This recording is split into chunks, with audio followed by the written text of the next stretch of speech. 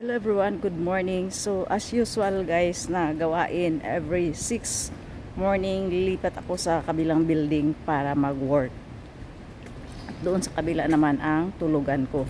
So dahil may oras pa ako kunti guys, na pwede akong gumawa ng video. So samantalahin ko na gumawa ng video bago ako papasok sa building. Ganito lagi ang buhay ko guys, at ipapakita ko lagi sa inyo at di ako nagsasawa ng ibang beauty dito. So ayan,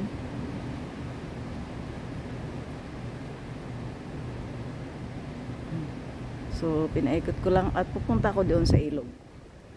So ilog ang puntahan ko ngayon. Kunti lang talaga, siguro maisang sayaw o dalawa. Tsaka madilim pa guys, kaya sa video ko madilim kasi sa area na ito ay medyo madilim. So gusto ko dito sa ilog guys, ayan, 5:57 na, so no time na guys. So once again, thank you so much for watching and please follow me. Bye for now.